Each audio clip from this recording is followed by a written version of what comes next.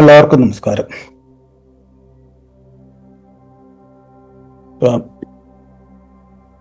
നമ്മൾ പ്രകൃതിയെ ആശ്രയിച്ചാണ് നമ്മുടെ ജീവിതം നിലനിൽക്കുന്നതെന്ന് മനസ്സിലാക്കി.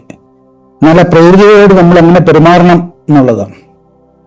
അതുപോലെ തന്നെ പരിസ്ഥിതി സ്വാശ്രയത്വത്തിന്റെ പ്രസക്തി എന്താണ്, അതിന് വഴികാട്ടിയാകുമോ എന്നുള്ളതാണ് ഇന്നത്തെ വിഷയം. അതിൻ്റെ പോസ്റ്റ് ഷെയർ ചെയ്യാം.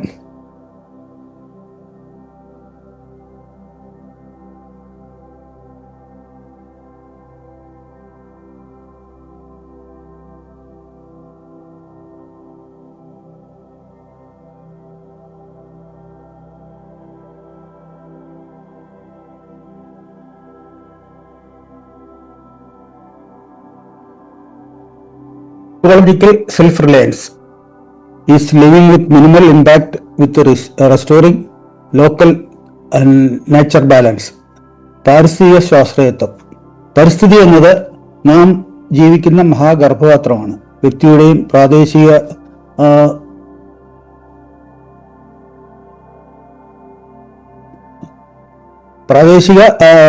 സമൂഹത്തിൻ്റെയും നിലനിൽപ്പിന് ആവശ്യമായ പരിസ്ഥിതിയുടെ ഗുണവിന്യാസങ്ങളിൽ കുറവുകൾ വരാതെ സ്വാഭാവികമാക്കി നിലനിർത്താനുള്ള ശേഷിയും ദൗത്യവുമാണ് പാരിസ്ഥിതിക സ്വാശ്രയത്വം. നമ്മെ പൊതിഞ്ഞ് സംരക്ഷിക്കുന്ന പരിസ്ഥിതിയെ നമ്മളാൽ സംരക്ഷിക്കാൻ സാധ്യമല്ല. എന്നാൽ നമ്മെ ഭൗമപരിസ്ഥിതിയിൽ നാം ഏൽപ്പിക്കുന്ന ആഘാതങ്ങൾ ഒഴിവാക്കുകയും നൽകിയ ആഘാതങ്ങളെ നിവർത്തിച്ച് പുനഃസ്ഥാപനം ചെയ്യുകയും നമ്മളാൽ സാധ്യവും നമ്മുടെ ധാർമ്മികമായ ദൗത്യമാണ്. ഈ ദൗത്യം വ്യക്തികൾ എന്ന നിലയിൽ ഒറ്റയ്ക്ക് നിർവഹിക്കുന്നതിനേക്കാൾ 10 മടങ്ങ് ഫലവത്താകുന്നത് പ്രാദേശിക സമൂഹം എന്ന നിലയിൽ പരസ്പര ആശ്രിതമായി നിർവഹിക്കുന്നതാണ്. ഏറ്റവും മിതമായ ഉപഭോഗം സാധ്യമാക്കുന്ന ഒരു നവജീവിത സംസ്കൃതിക്കായി ജീവിതത്തെ പുനർനിർവചിക്കുകയും അതിനായുള്ള ഒരു മിതശ്രമ മാതൃക രൂപകൽപ്പനയും ചെയ്യുകയും പിന്തുടരുകയും ചെയ്യുക എന്നതാണ് ഇതിലെ ആദ്യത്തെ നടപടി. പ്രൗഢി, വൃദ്ധാഭിമാനം, ധാർഷ്ട്യം, രാഗദ്വേഷങ്ങൾ, യൗക്തികത എന്നിവ ദ്രവീകരിച്ചാൽ മാത്രമേ ഇത് സാധ്യമാവുകയുള്ളൂ. ഇതിനുള്ള മികച്ച മാർഗമാണ് പ്രകൃതി ആത്മീയ സാധനകൾ, ഭക്ഷണം, വസ്ത്രം, പാർപ്പിടം, ഉപകരണങ്ങൾ, സ്വകാര്യ വിഭവങ്ങൾ എന്നിവയിലുള്ള മിതവ്യയ വിശ്രമ രൂപകൽപ്പനയാണ് നവഗോത്ര ജീവന സംസ്കാരം. നവഗോത്ര ജീവനം, കന്യാവനം, ജന്തുജാലികാ ഉദ്യാനം, സുസ്ഥിര കൃഷി, ഹരിത ഗുരുകുലം എന്നിവ പരിസ്ഥിതിക സ്വാശ്രയത്വം നിലനിർത്താനുള്ള നവഗോത്ര സംസ്കാരത്തിൻ്റെ ഉപായങ്ങളാണ്. അപ്പോൾ ഇതാണ് ഇന്നത്തെ വിഷയം.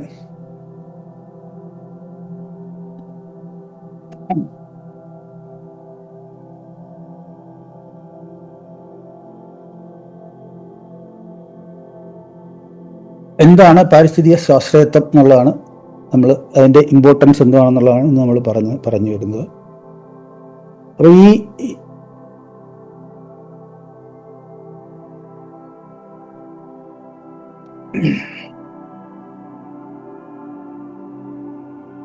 പരിസ്ഥിതി എന്ന് പറയുന്നത് നമ്മൾ ജീവിക്കുന്ന ഒരു ഗർഭപാത്രമാണ്. ഭൂമി എന്ന മഹാഗർഭപാത്രത്തിനുള്ളിലാണ് നമ്മൾ ജീവിക്കുന്നത് പറഞ്ഞത്. അതിലെ പരിസ്ഥിതിയാണ് നമ്മൾ ഈ ഗർഭപാത്രമായിട്ട് കാണുന്നത്. അപ്പോൾ ഈ ഗർഭപാത്രം എന്ന് പറയുമ്പോഴത്തേക്ക് ഒരു കുട്ടി ജനിക്കുന്നതിന് മുമ്പ് ആ എംബ്രിയോ രൂപകൽപ്പന ചെയ്ത മുതൽ മദറിൻ്റെ ഗർഭാശയത്തിലാണ് അതിൻ്റെ എല്ലാ ആവശ്യങ്ങളും നിലനിൽപ്പിന് ആവശ്യമായ എല്ലാം അവിടെ നിന്നാണ് പ്രൊവൈഡ് ചെയ്യുന്നത്. അപ്പം അതേ ആശയത്തിൽ തന്നെയാണ് നമ്മളിതിനെ കാണേണ്ടത്. നമ്മുടെയും വ്യക്തിയുടെയും പ്രാദേശിക സമൂഹത്തിൻ്റെയും നിലനിൽപ്പിന് ആവശ്യമായ പരിസ്ഥിതിയുടെ ഗുണവിന്യാസങ്ങളിൽ കുറവില്ലാതെ സ്വാഭാവികമായി നിലനിർത്താനും ഉള്ള ശേഷിയും ദൗത്യമാണ് പരിസ്ഥിതി സ്വാശ്രയത്വം. അപ്പം ഈ പരിസ്ഥിതിയുടെ ഗുണവിന്യാസങ്ങൾ എന്ന് പറയുന്നത് എന്നുള്ളത് വളരെ ഇമ്പോർട്ടൻ്റ് ആണ്. ഗുണവിന്യാസം എന്ന് പറയുമ്പോഴത്തേക്ക് നമുക്ക് ഇവിടെ ഈ ഗർഭപാത്രത്തിനുള്ളിൽ അതിന് ഏറ്റവും ഫേവറബിളായിട്ടുള്ള എല്ലാ പോഷകങ്ങളും കൊടുക്കുകയും എല്ലാ പരിസ്ഥിര സ്റ്റെബിലിറ്റി നിലനിർത്തുകയും ചെയ്യുന്ന, അതുപോലെ പ്രൊട്ടക്ഷനും എല്ലാം നിലനിർത്തുന്ന ഒരു ഇതാണ് ഗർഭപാത്രം എന്ന് പറയുന്നത്. അതേ ഇതാണ് നമ്മൾ ഭൂമിയുടെ ഇതിൽ കാണേണ്ടത്. ഭൂമി അതുപോലെ തന്നെ നമ്മളെ പ്രൊട്ടക്റ്റ് ചെയ്തുകൊണ്ടിരിക്കുകയാണ്.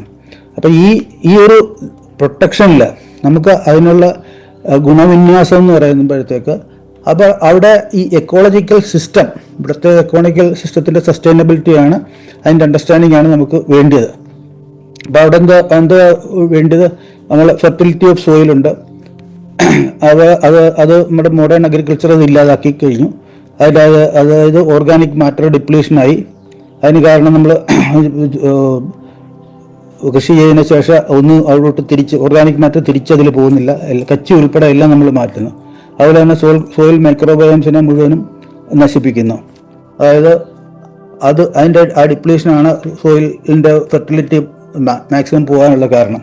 അപ്പോൾ അവിടെ ആ സോയിൽ മൈക്രോബയോമിനെ നശിപ്പിക്കുന്നത് മൊത്തം കെമിക്കൽ ഫെർട്ടിലൈസേഴ്സും പെസ്റ്റിസൈഡ്സും ഉപയോഗിച്ചിട്ട് കൃഷി ചെയ്യുന്നതുകൊണ്ടാണ്. അതുപോലെ ഈ സോയിൽ ഇറോഷൻ സംഭവിക്കുന്നു. കാരണം നമ്മൾ കാട് വെട്ടിത്തെളിച്ച് ഉള്ള ആവശ്യമില്ലാത്ത മരങ്ങൾ എന്നുള്ള രീതിയിൽ കാടിനെയും പുല്ലിനെയും എല്ലാം മാറ്റി വേണ്ടത് മാത്രം കൃഷി ചെയ്താൽ മതി എന്നുള്ള ഒരു കൺസെപ്റ്റ് കൊണ്ടുവന്നതിലാണ് ഏറ്റവും വലിയ പ്രോബ്ലം ഉണ്ടായത്. അപ്പോൾ അവിടുത്തെ ജൈവ വൈവിധ്യം ഇല്ലാതാക്കി, മണ്ണിൻ്റെ സ്ഥിരത ഇല്ലാതാക്കി, സോയിൽ ഇറോഷൻ വന്നിട്ട് ബാക്കിയുള്ള ക്ലൈമറ്റിക് ചേഞ്ചസ് മൊത്തം നമ്മൾ കാണുന്നത്, ഫ്ലഡും ഇതുള്ള ബാക്കിയുള്ള എല്ലാം നമ്മൾ കാണുന്നുണ്ട്. അതും തന്നെ മണ്ണിൻ്റെ ഫെർട്ടിലിറ്റി ഇല്ലാതാക്കാൻ കാരണമായി. അതുപോലെ തന്നെ കാർബൺ ഡൈ ഓക്സൈഡിൻ്റെ ഫോസിൽ ഫ്യൂവൽസ് ഉപയോഗിക്കുന്ന കാരണം കാർബൺ ഡൈ ഓക്സൈഡിൻ്റെ അളവ് കൂടി ക്ലൈമറ്റിനെ അത് ഇരിക്കും. അങ്ങനെ നമ്മൾ നോക്കുമ്പോഴത്തേക്ക് റിസോഴ്സ് ഒപ്റ്റിമൈസേഷൻ നമ്മൾ പാലിക്കുന്നില്ല എന്നുള്ളതാണ് അവിടെ വരുന്നത്. നമ്മളായിട്ട്, അതായത് ഭൂമിയായിട്ട് ഉണ്ടാക്കിയിരുന്ന എല്ലാ സൈക്കിൾസും അവിടെ മുഴുവനും ഈ റിസോഴ്സ് ഒപ്റ്റിമൈസേഷൻ അവിടെ നടക്കുന്നത് ഈ സൈക്കിൾസ് അതിൻ്റെതായിട്ടുള്ള ക്രമീകൃത രീതിയിൽ പോയെങ്കിൽ മാത്രമേ ആ ഇത് നടക്കുകയുള്ളൂ. ഇപ്പോൾ വാട്ടർ സൈക്കിളാണേലും കാർബൺ സൈക്കിളാണേലും എല്ലാ മൂലകങ്ങളുടെയും അതിൻ്റെ സൈക്കിൾസ് പ്രകൃതിയിൽ ക്രമീകരിച്ചിട്ടുണ്ട്. അതിൻ്റെ ബാലൻസിലാണ് പ്രകൃതിയുടെ ആ ഫേവറബിൾ റലം എന്നുള്ളത്, നമ്മുടെ അനുചിതമായ പരിസ്ഥിതി അവിടെ മെയിൻറ്റെയിൻ ചെയ്തിരുന്നത് കൊണ്ടാണ്. പക്ഷേ അതിനെ നമ്മളായിട്ട് നശിപ്പിച്ച കാരണം ഇപ്പം പ്രശ്നം ഉണ്ടാക്കിയിട്ടുണ്ട്. അപ്പോൾ ഇവിടെ നമ്മളെ പ്രകൃതിയുടെ തത്വങ്ങളെ തിരിച്ചു കൊണ്ടുവന്നെങ്കിലേ പറ്റുള്ളൂ. അതായത് ഏറ്റവും ഇതായിട്ട് പ്രധാനമായിട്ട് സീറോ വേസ്റ്റ്, ഒന്നും പാഴാക്കരുതെന്നുള്ളതാണ്. ആ പാഴാക്കരുതെന്ന് പറയുമ്പോഴത്തേക്ക് അത് കംപ്ലീറ്റ് വേണ്ടാത്തത് മണ്ണിൽ തന്നെ അലിഞ്ഞ് ചേരണം എന്നുള്ള ആ ഒരു കൺസെപ്റ്റ് അവിടെ വന്നേ പറ്റുള്ളൂ. അതുപോലെ തന്നെ ലീസ്റ്റ് എഫർട്ട്, ഏറ്റവും ശ്രമത്തിൽ കാര്യങ്ങൾ ചെയ്യുക എന്നുള്ളൊരു ഇതാണ് പ്രകൃതിയുടെ തത്വം. അപ്പോൾ അത് മനസ്സിലാക്കണം. അതുപോലെ തന്നെ ഫ്ലോസ് അൺഇൻറ്ററപ്റ്റഡ് ആയിട്ടുള്ള ഫ്ലോ പാറ്റേൺ ഇൻറ്ററപ്റ്റ് ചെയ്യാതിരിക്കാൻ ശ്രമിക്കണം. കാരണം നമ്മളതാണ് ഈ ഉള്ള പ്ലാസ്റ്റിക്കും ബാക്കി മാലിന്യങ്ങളെല്ലാം കൂടെ മണ്ണിൻ്റെ ആ വാട്ടർ പെനിട്രേഷനെയും എല്ലാത്തിനെയും നശിപ്പിച്ചിട്ട് അതിലുള്ള ആ പ്രാകൃതികമായിട്ടുണ്ടാകേണ്ട എല്ലാ പ്രോസസ്സും അവിടെ നിന്നു പോവുകയാണ്. അപ്പോൾ അതാണ് ഈ പ്രശ്നങ്ങളെല്ലാം ഇവിടെ ഉരുത്തിരിഞ്ഞു വന്നത്. അപ്പോൾ ഇതിൽ നമ്മൾ ഈ ഒരു ബോധ്യം വന്നു കഴിഞ്ഞിട്ട് ഇത് മനസ്സിലാക്കാനൊക്കെ ഉള്ളൂ. നമ്മൾ ഭൗമ പരിസ്ഥിതിയിൽ നമ്മൾ കാരണം കൊണ്ടാണ് ഇതെല്ലാം സംഭവിച്ചു എന്നുള്ളത്. കാരണം നമ്മൾ ഇത് പറയുന്നുണ്ട്, ഭൂമിയെ നമ്മൾ സംരക്ഷിക്കേണ്ട ആവശ്യമില്ല. പക്ഷെ നമ്മളിവിടെ ചെയ്യേണ്ടതെന്ന് പറഞ്ഞാൽ നമ്മളായിട്ട് വരുത്തുന്ന വിനകളെ ഇല്ലാതാക്കുക എന്നുള്ളതാണ്. നൽകിയ ആഘാതങ്ങളെ അതിനെ പരിഹരിച്ചിട്ട് പുനഃസ്ഥാപനം ചെയ്യുക എന്നുള്ള ഇത് നമ്മുടെ ധാർമ്മികമായിട്ടുള്ള ദൗത്യമാണ്. ഇല്ലെന്നുണ്ടെങ്കിൽ പ്രകൃതി അത് ചെയ്യും. ആ ചെയ്യുന്ന സമയത്ത് മനുഷ്യൻ അതിന് കാരണമായിട്ടുള്ള ആ എൻറ്റിറ്റീസ് അത് ഇല്ലാതായി പോകും. കാരണം മനുഷ്യന് ഇല്ലാതായി പോയിട്ട് അത് വീണ്ടും അതിൻ്റേതായിട്ടുള്ള ആ ഒരു സ്റ്റെബിലിറ്റിയിൽ സസ്റ്റൈനബിലിറ്റി യിലോട്ട് പ്രകൃതി മാറിക്കോളും. പക്ഷേ ഇതിന് മുമ്പ് നമ്മുടെ മനുഷ്യ കുലം ഇല്ലാതാകുമെന്നുള്ളതാണ് ഏറ്റവും വലിയ പ്രശ്നം. അപ്പോൾ നമ്മുടെ തന്നെ നിലനിൽപ്പിന് വേണ്ടിയിട്ട് പ്രകൃതിയുടെ ആ സുസ്ഥിരതയെ നിലനിർത്തുക എന്നുള്ളതാണ്. അപ്പോൾ അതിന് എങ്ങനെ ആണ് ഇതിനൊക്കെ ചെയ്യാൻ പറ്റുന്നതെന്നുള്ളതാണ്.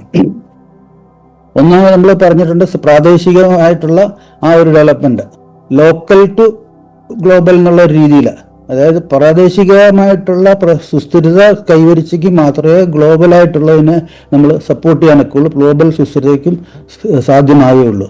കാരണം ഒരു ചെറിയ ഇടത്ത് തന്നെ ടർബുലൻസ് ഉണ്ടായിക്കഴിഞ്ഞാൽ, പ്രക്ഷുബ്ധം ഉണ്ടായിക്കഴിഞ്ഞാൽ അത് എല്ലായിടത്തോട്ടും വ്യാപിക്കും എന്നുള്ള ഒരു തിയറിയിലാണ് ഇത് പറയുന്നത്.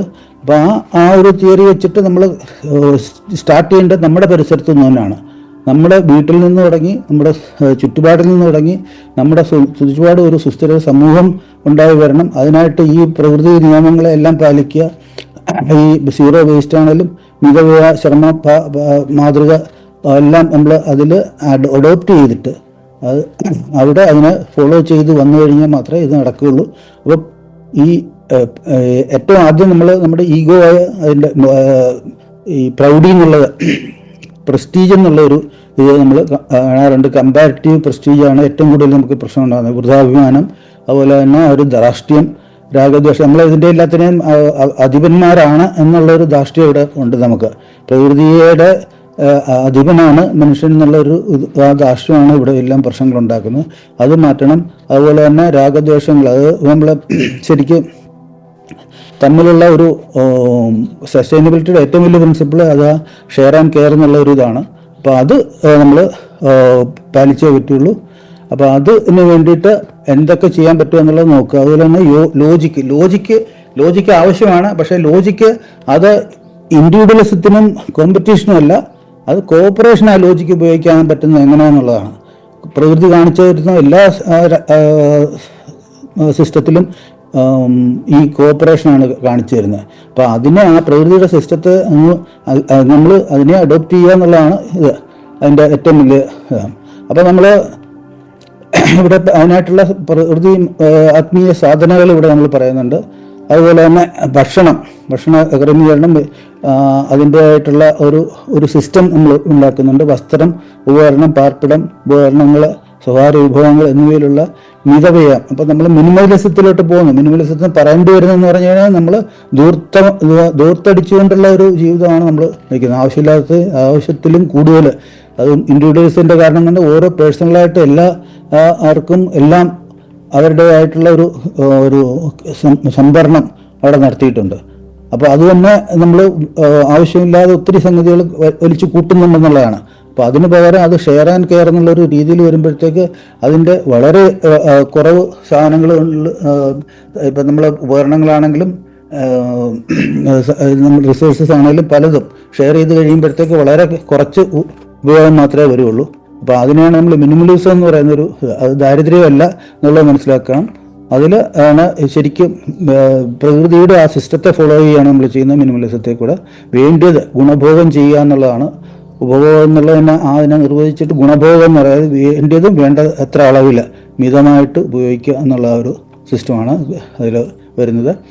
അതിലാണ് നമ്മൾ ഈ നവഗോത്ര സമൂഹത്തെ ക്രിയേറ്റ് ചെയ്യുക. അങ്ങനത്തെ ഒരു സംസ്കാരം നമ്മൾ രൂപകൽപ്പന ചെയ്തിരിക്കുകയാണ്. അപ്പോൾ അവിടെ ആ നവഗോത്ര ജീവനം, കന്യാവനം, ജന്തുജാലിക ഉദ്യാനം, സുസ്ഥിര കൃഷി, ഹരിത ഗുരുകുലം, ഇങ്ങനെയുള്ള കുറേ നമ്മൾ പരിപാടികൾ ഇതിനായിട്ട് പാരിസ്ഥിതിക ശാസ്ത്രത്തെ നിലനിർത്താനായിട്ടുള്ള നമ്മുടെ നവഗോത്രത്തിൻ്റെ ഈ സംസ്കാരത്തിൻ്റെ ഉപായങ്ങളാണ്. അത് നമ്മൾ ഇതിനെയൊക്കെ ശരിക്ക് ബോധ്യപ്പെട്ട്, അതിൻ്റെ ബാക്ക്ഗ്രൗണ്ട് ബോധ്യപ്പെട്ട് ഈ ഏത് രീതിയിൽ ഇതിനെ മാറ്റിയെടുക്കുക എന്നുള്ളൊരു ഇതിലാണ് നമ്മൾ ഈക്കോ വില്ലേജ് ക്രിയേഷൻ ആയിട്ട് ഇറങ്ങിത്തിരിച്ചിരിക്കുന്നത്. അപ്പോൾ അതിൻ്റെ ഇമ്പോർട്ടൻസ് മനസ്സിലാക്കുക, എല്ലാവരും അത് ഫോളോ ചെയ്യാൻ ശ്രമിക്കുക എന്നുള്ളതാണ് പറയാനുള്ളത്. നന്ദി, നമസ്കാരം. തുടർന്ന് കാണുന്നതിന് മുമ്പായി ഈ വിഷയം ഇഷ്ടമായെങ്കിൽ ഒന്ന് ലൈക്ക് ചെയ്യുക, കമന്റ് ചെയ്യുക, ഷെയർ ചെയ്യുക. നിങ്ങൾ പ്രകൃതിയെ ഇഷ്ടപ്പെടുന്നുവെങ്കിൽ ഈ ചാനൽ ഒന്ന് സബ്സ്ക്രൈബ് ചെയ്യുക.